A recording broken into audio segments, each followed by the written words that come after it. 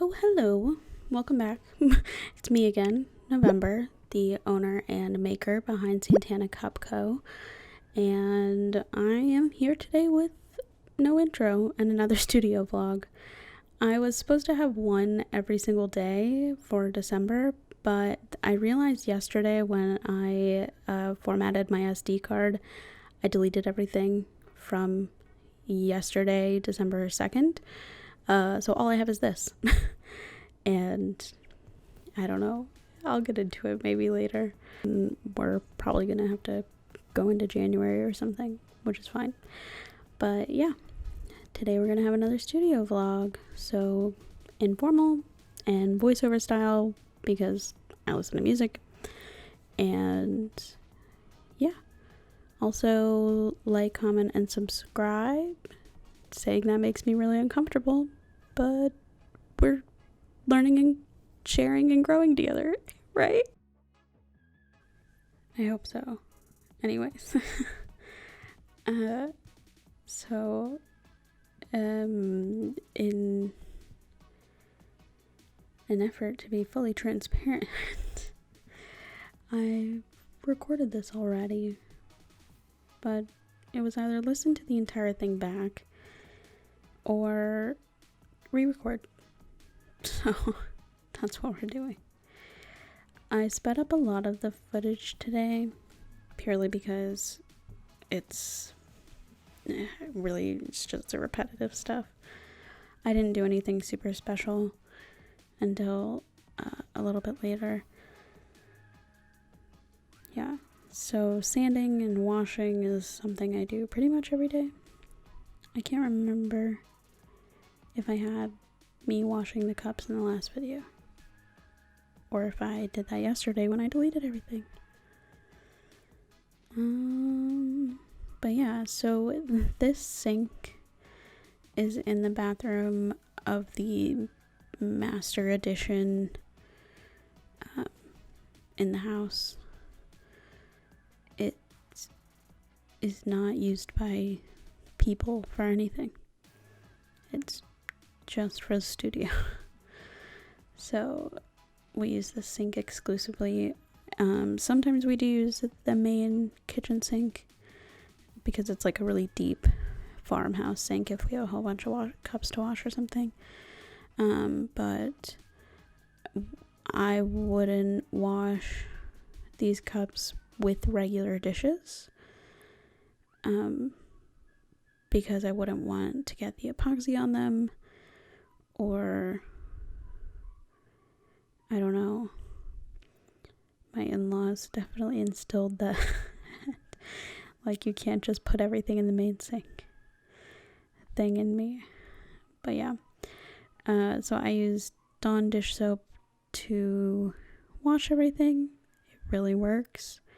See, and that's where I get to like Dawn dish soap magic erasers. Dawn dish soap is just soap. How is it better? I don't know. But it's better. I just put my hands in the warm water for a minute because it was warm. And I was like, oh. The studio stays pretty cold or hot, depending on the temperature outside.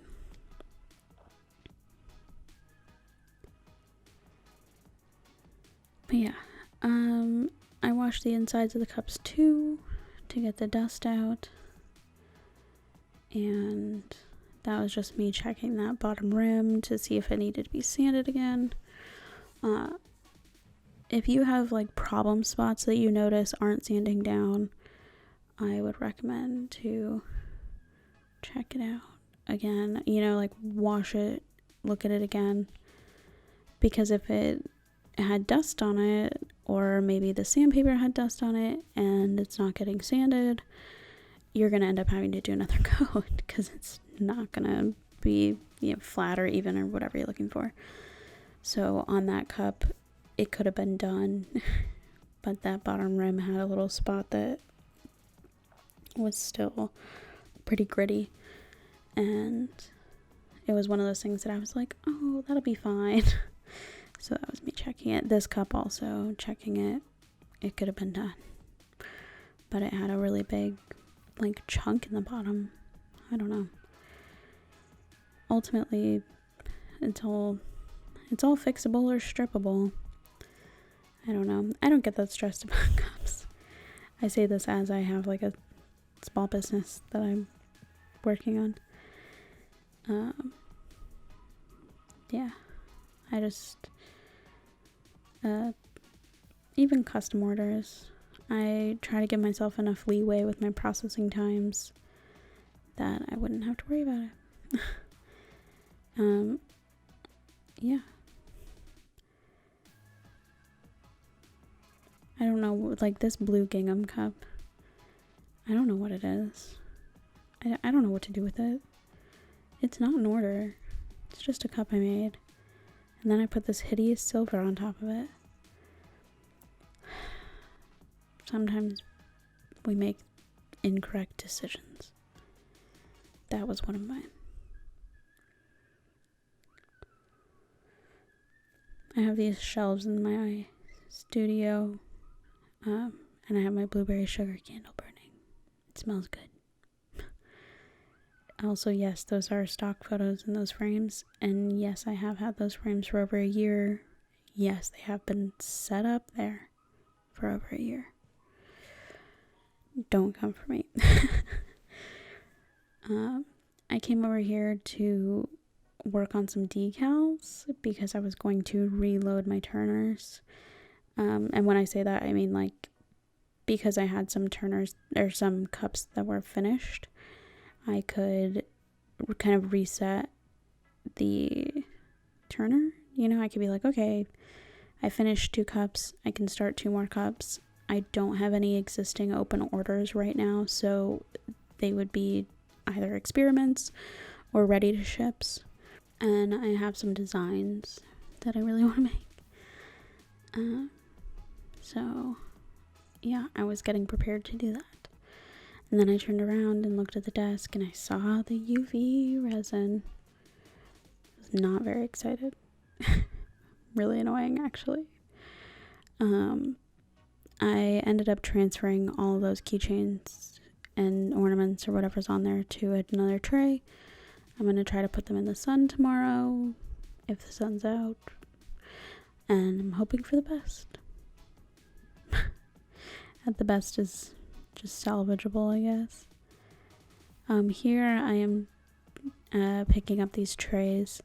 So these trays I got on Amazon when we lived in Florida, and my husband and we lived in our first house, and it was tiny, like legitimately classified as a tiny home, and it was great for everything that we needed to be at that moment, but it meant we didn't have a lot of space. So I used these trays to create mobile crafting stations. So I would have like one tray for glittered wine glasses. I would have one tray for paper rolling. I would have one tray for working on other things. That sounds really vague. But I just would have the tray set up for that craft.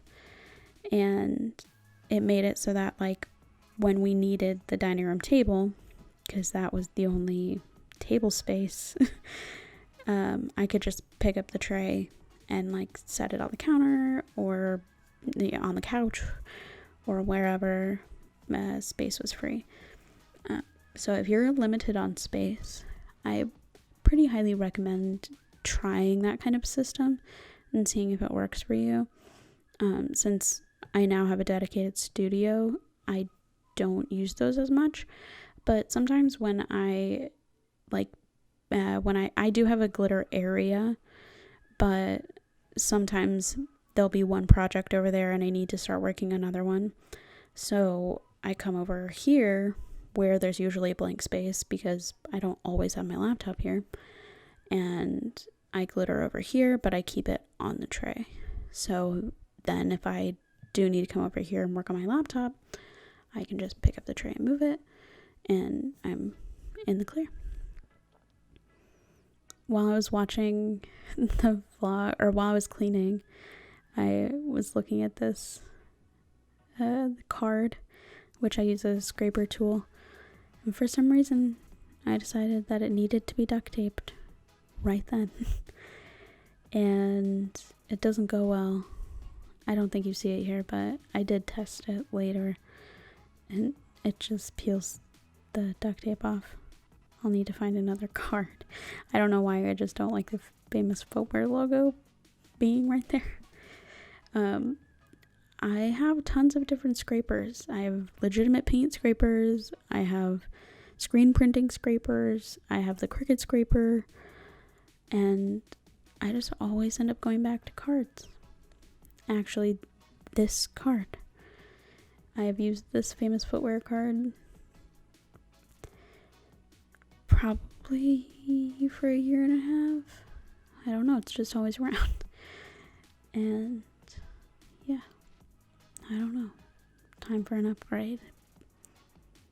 Just a new card. I'll just have to find one. But yeah, so I also like to have multiples of tools, like the scrapers. So I do have this one, and it stays over here in my Cricut area. It doesn't go anywhere else, and if it does, it gets put back. I think, like I said, having a place for things keeps them organized, and then it keeps you from getting overwhelmed. You know, when you look at a space and you want to create, but you can't because it's a mess. And I speak from experience. I'm not saying like, oh, you think that. No, like I've been in these situations and I've thought that. So sometimes when I really want to make something and I'm feeling like bad, then I can't come in and work because it's a mess. But if everything has place, it makes it not only easy to keep it clean, but when it does get cluttered like that, keeps it easy to pick it up because everything has a place and all I have to do is organize it. What I just put in there is a chuck, and this 4-cup turner is from the Bone or Bowen. I don't know how to pronounce it. I know that the owners are Kim and Neil and they're really nice. But yeah, so I have actually 4 turners and 2 single turners and then 2 multis. And this is my 4-cup turner. I think that there's pros and cons, obviously, to every single turner. And this one included. I love it. It's great. But it does have its drawbacks, you know. I don't know that anyone will ever make the perfect product for everybody. So, yeah, maybe one day we can compare and contrast turners. I don't know. Would anybody care to see that? And chucks. I have all different kinds of cup inserts. Stuff to hold the cup on the turner.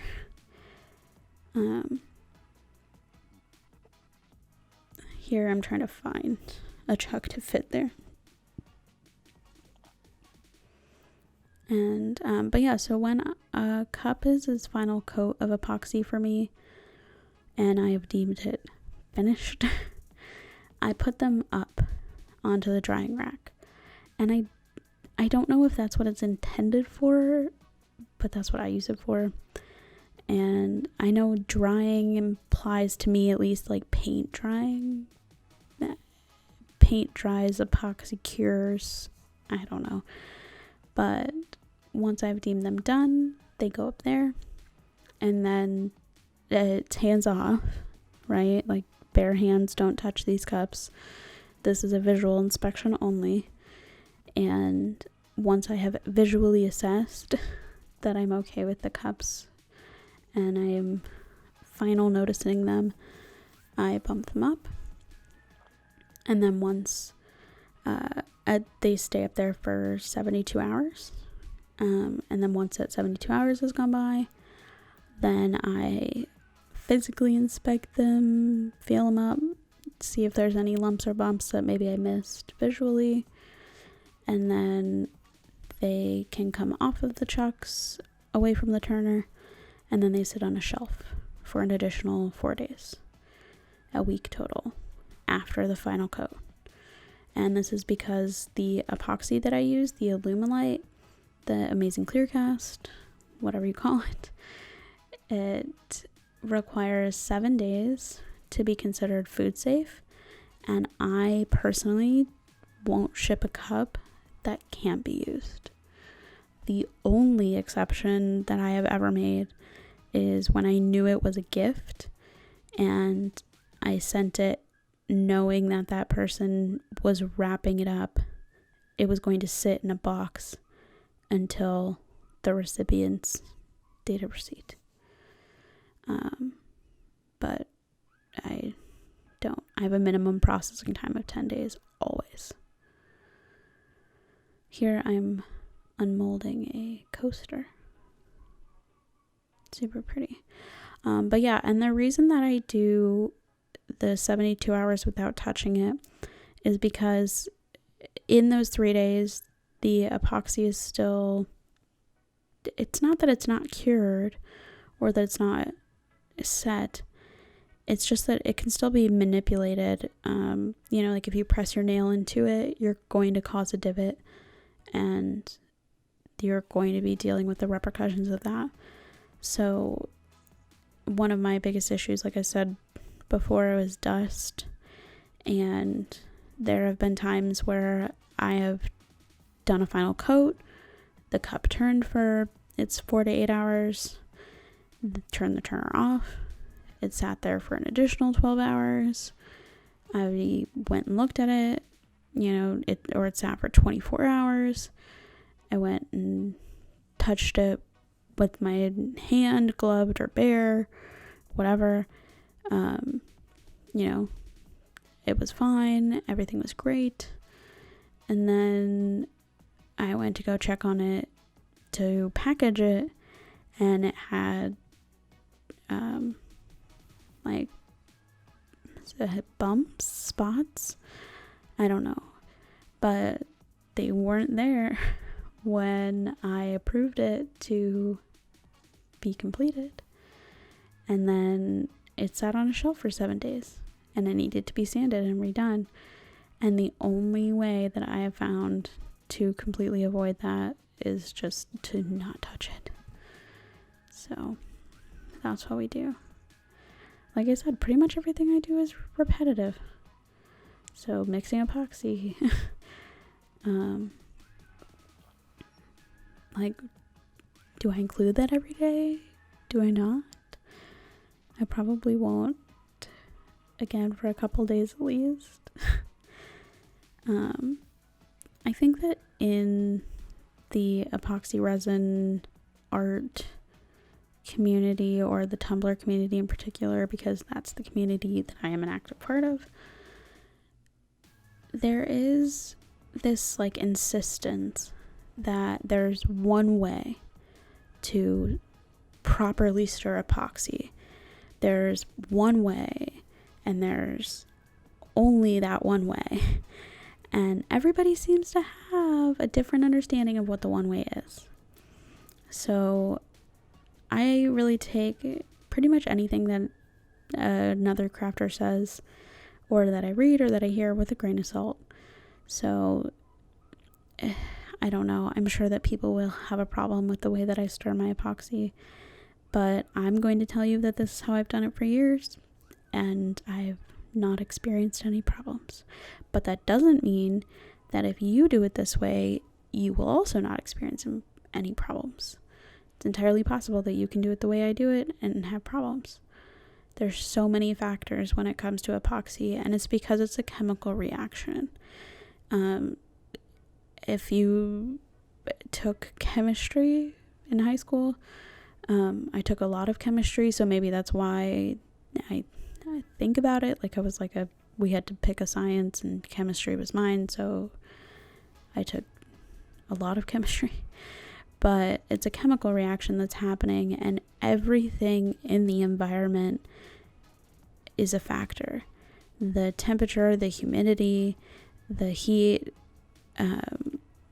I know I said temperature, but heat, the airflow, the quality of the air, what you're putting this active chemical reaction onto, any other additives that you put in there. There's so many things that are affecting this, and you really just, when you get into this, you have to find the way that works best for you. And just know that it's not going to look exactly like somebody else's way to do it, and that's totally cool. That's what we're all here for. I think that one of the cool things about the crafting community is that so many people are open to trying new things. It's just fun. But yeah, I don't know. I feel like there's this growing tension about the proper way to put epoxy on a cup, and I mean I don't think there is a proper way. This is how I do it. Maybe you do it differently. That's cool.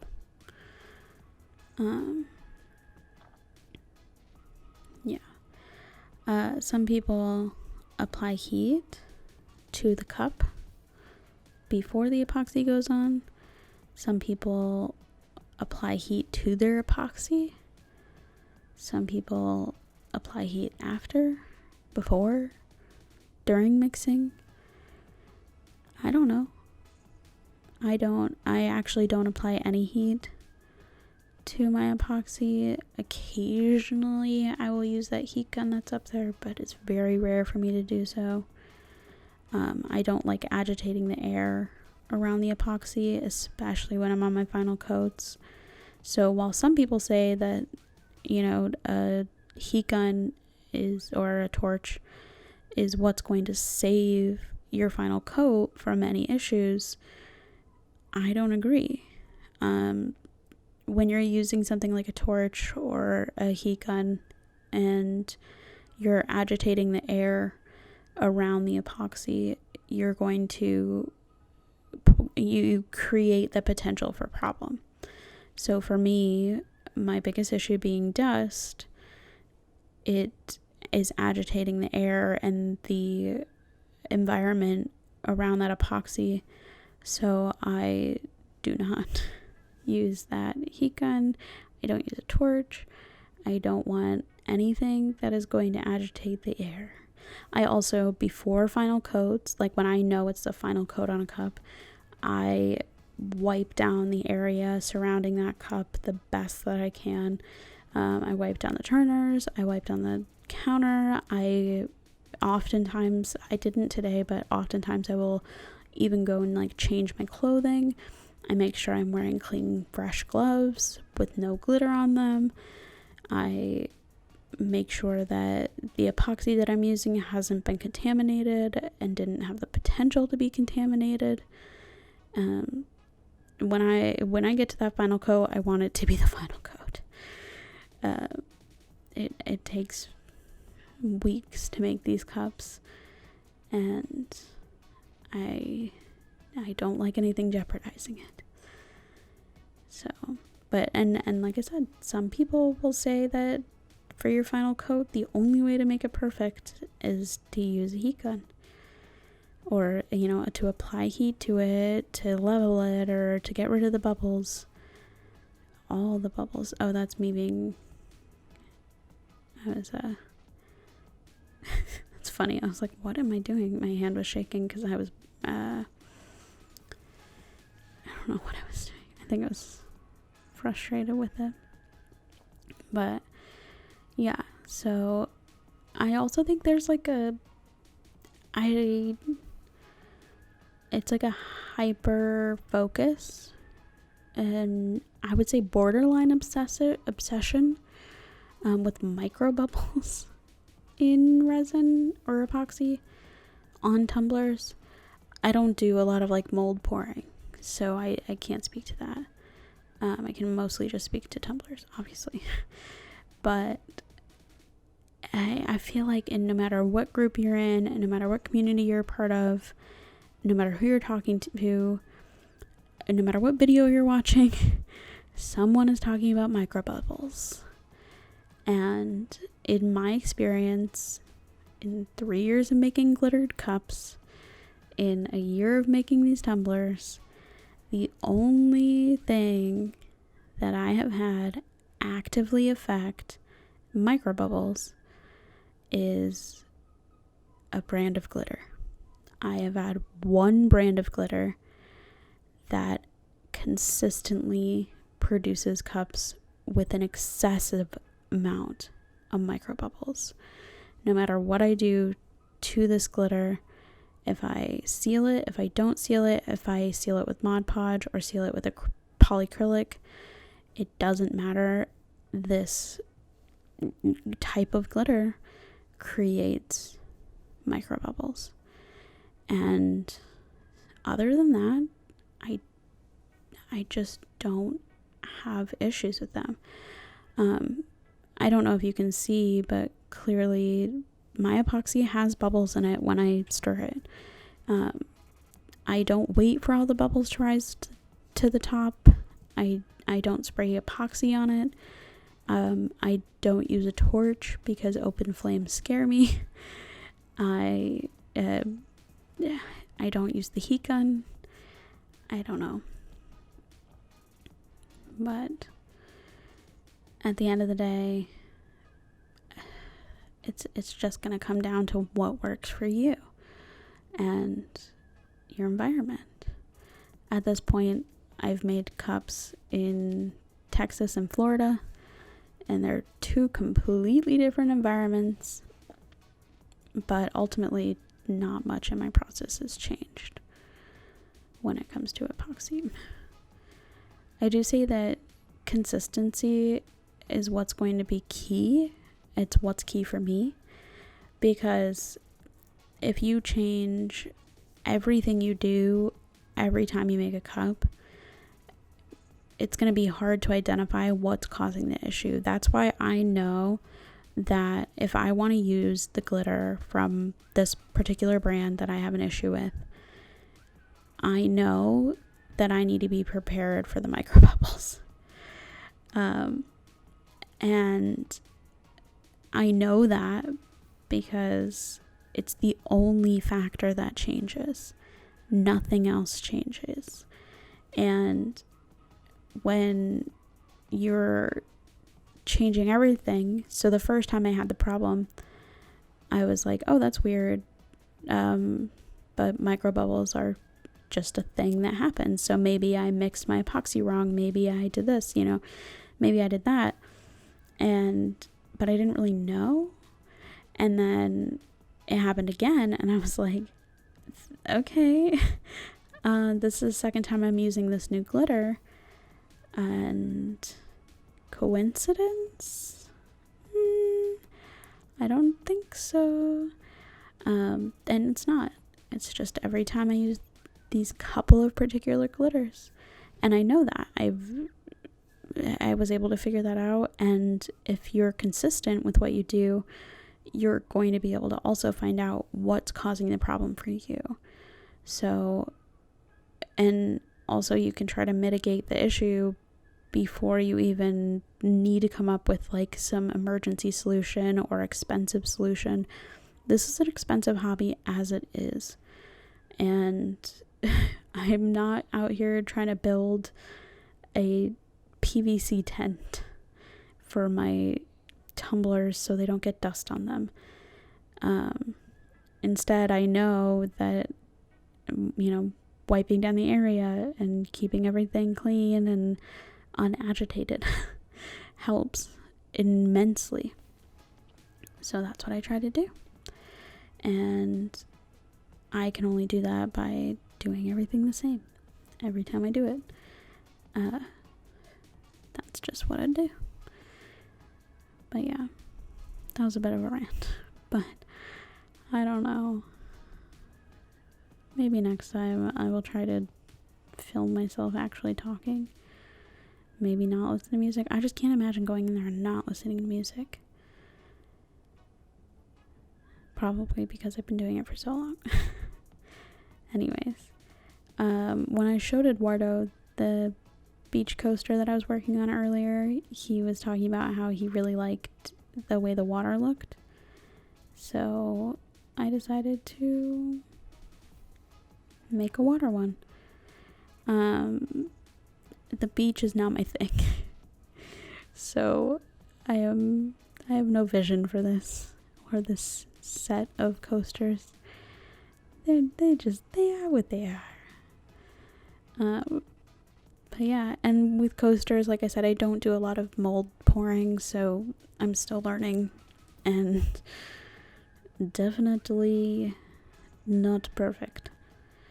I've only done little molds, and with those they're easy because it's a controlled amount, and not that this isn't, but you know, it's like the tip of so one drop of epoxy fills the whole mold, and that's really what I like. The coasters and mold pouring is kind of intimidating because you just hope for the best, and obviously you do what you can to like avoid issues, but you don't really know until you get to the end. That's scary for me. I don't like it. But yeah, I got these molds off Amazon. I get a lot of stuff off Amazon. So, yeah. I don't know. Again, like I said, there's bubbles in there. I don't know. Maybe there will be bubbles in the finished product and we'll see. Maybe.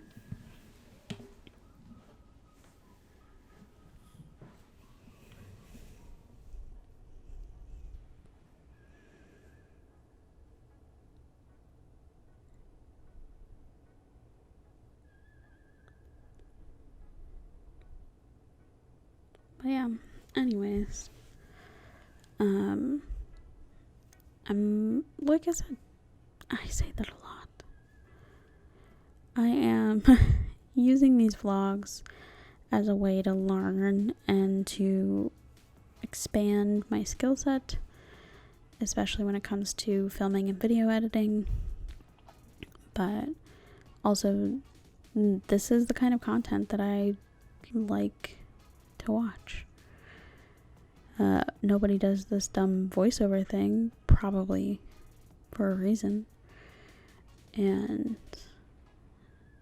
I just don't know how to avoid it at the moment. I'll fix it. Probably. Maybe. I don't know.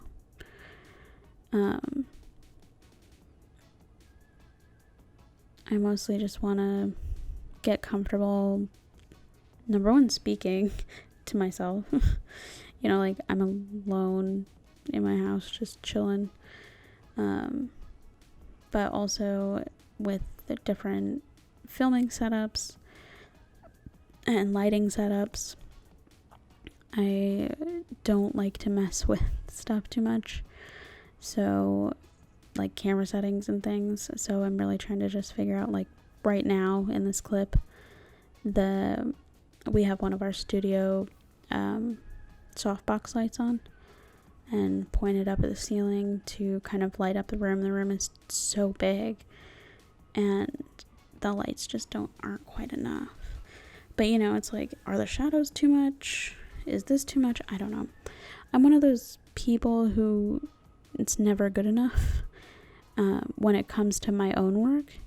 So I'm constantly second guessing, and I'm constantly saying that I need to reassess and I need to make it better. And you know, okay, well, it might be good, but it could be perfect.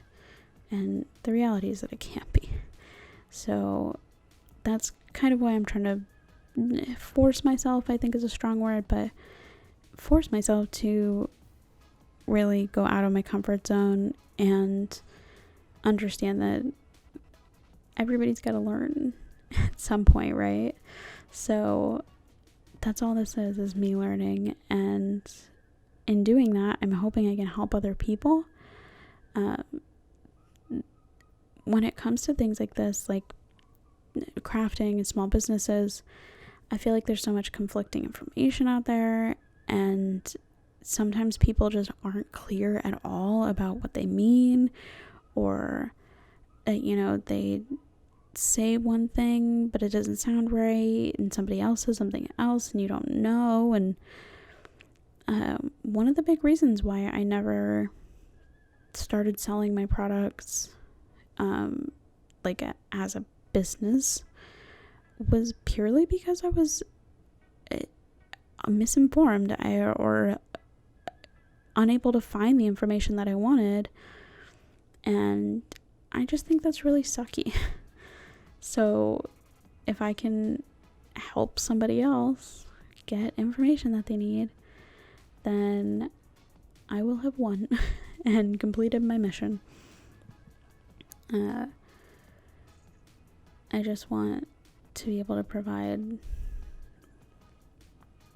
just insight and perspective on somebody, another way to do things. I think sometimes we, as a community or as people, have a tendency to repeat the things that we hear, and even if that information isn't correct, we kind of perpetuate this knowledge as though it is fact, even though we've yet to verify it. And I think that then a whole bunch of people start repeating it, and they all believe it to be true, but nobody knows where it really started. And I think that we owe it to ourselves to question that and kind of say, well, how true is that? And to not be afraid to ask that question and say, hey, where'd you get your information from? Can you fact check that?